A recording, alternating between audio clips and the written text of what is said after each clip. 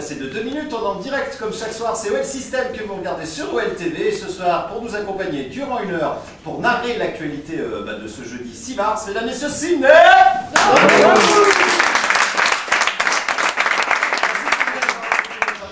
Pour être totalement transparent, je t'ai appelé quasiment cette nuit et tu m'as répondu ce matin. Donc je te remercie d'être sur le plateau et on a finalement beaucoup de chance, Sidney, puisque ce soir encore, il sera là, mesdames, messieurs.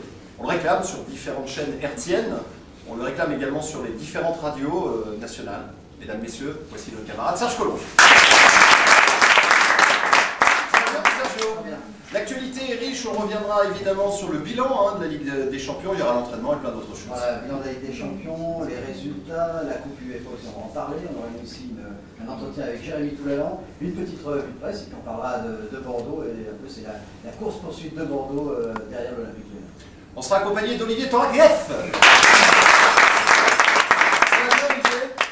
Alors Olivier, il traîne dans les bars, Olivier, il faut le savoir, et puis il parle ballon avec les différents supporters de l'Olympique Lyonnais, mais pas seulement. Voilà, et là pour l'occasion du match retour entre Manchester United et l'Olympique Lyonnais, comme tous les supporters n'ont pas pu se déplacer au Trafford, il y en avait quelques-uns qui traînaient dans les bars, donc je suis allé avec une petite caméra au Cars Café, voir ce que ça racontait. Eh bien très bien, le portrait de notre ami Sidney vous, via Olivier Torakines, c'est tout de suite, bienvenue tout le monde, c'est OL System que vous regardez.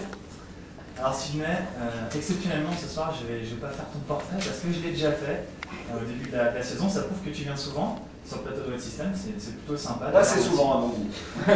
Par contre je suis désolé, mais c'est pas comme la pizzeria ici, pas de 11e pizza offerte quand tu participes à la 10e émission. Ceci dit, fais attention parce que si tu restes ici l'année prochaine, tu joueras ta 10e saison sous les couleurs de l'OL. Le président Olas pourrait bien te dire, bon Sidney, 10 saisons que je te paye, la 11e gratuite. Allez, trêve de plaisanterie, je tiens à te remercier Sidney parce qu'en fait tu n'aurais pas dû être là ce soir normalement, Bart l'a dit tout à l'heure. C'est Fred qui devait être titularisé par Bart finalement. Il n'a pas pu venir, tu as accepté d'être le remplaçant. Bravo à toi, surtout 2 jours après l'élimination à Manchester, c'est plutôt sympa. Et je me suis donc posé cette question essentielle, pourquoi as-tu accepté de venir? J'ai mené l'enquête. Tout commence ce matin, 6 h, je dors encore. Ce matin, 8 h. Mon réveil sonne. Je dors encore. Je mets une tarte, je m'endors. Olympiakos s'est filmé hier soir, j'ai encore un coup devant le pif. Ce matin, 14 h. Il y a trop de lumière dans ma chambre, j'arrive plus à dormir. Je me dis, allez, c'est bon, je me lève, je vais au boulot. Ce matin, 18 h. J'arrive à la rédac de OLTV tranquille, je tombe sur Serge Collonges. Je me dis que je suis un peu en retard. C'est pas grave, on a trouvé un invité, c'est Sidney Beauvau. Je lui dis bravo Serge, franchement, t'es assuré. On avait personne et faire le portrait d'un inconnu en 20 minutes, c'est trop galère. Alors au début, il fait un peu le malin. Ouais, t'inquiète, Goff c'est la famille. Si tu veux un maillot, demande à Serge. Mais finalement, il finit par m'avouer qu'en fait, Sidney, tu nous fais l'honneur de ta présence ce soir pour faire plaisir à ton pote d'aventure. Bon, c'est l'anniversaire ce soir et aujourd'hui. J'ai nommé, mesdames et messieurs, Bart. Applaudissements.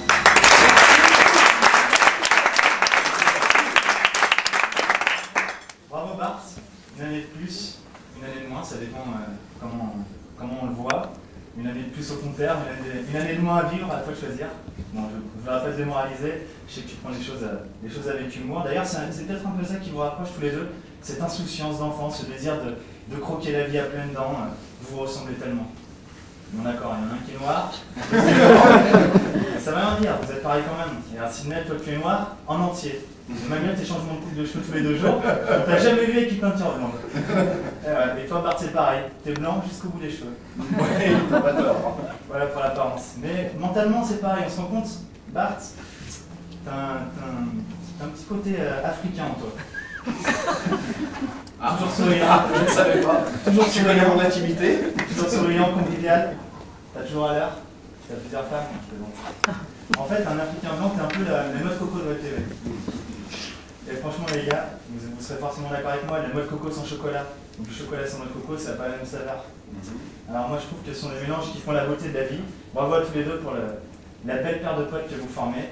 Et on applaudit le duo Bounty, si vous voulez.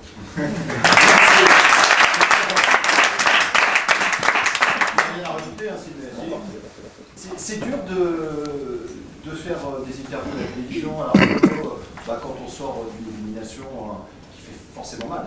C'est jamais évident après une défaite d'aller à la rencontre de la presse. Mais bon, ça fait partie aussi du métier, il faut accepter dans les bons moments de parler, dans les moins bons, il faut aussi parler. J'ai le sentiment que tu prends plus de plaisir à venir quand c'est un peu moins confortable, parce que même quand je te vois à la télévision, etc., tu vas plus facilement devant les micros. On me demande souvent quand on va faire du game. Alors que quand ça gagne, finalement, j'ai l'impression que tu n'as pas grand-chose à dire. Ouais, parce que voilà, on gagne, on a fait un bon match, on peut dire, mais bon, quand on perd, c'est vrai qu'on me demande souvent lors des défaites.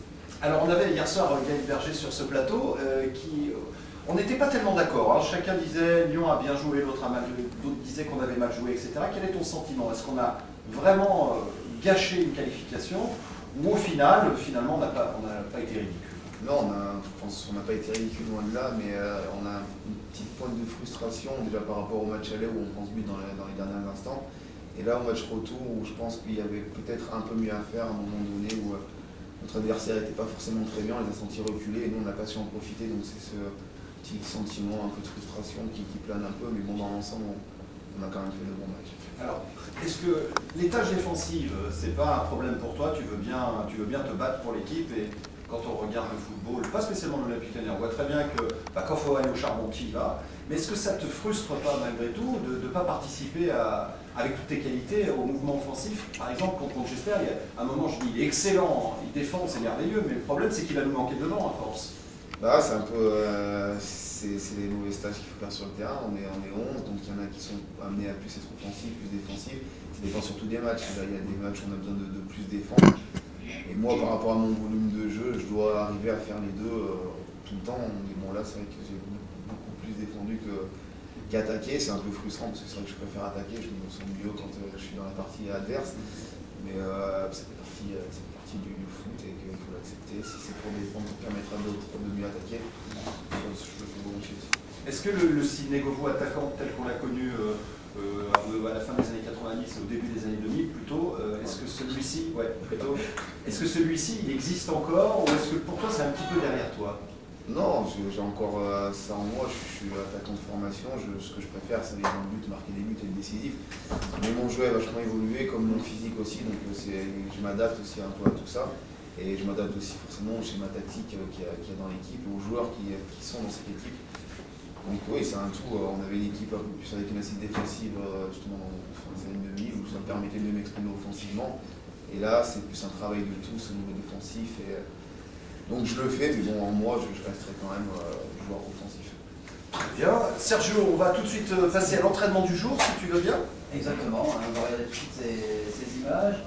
Un entraînement, et on peut dire qu'on s'est bien amusé. Vous allez voir ces images.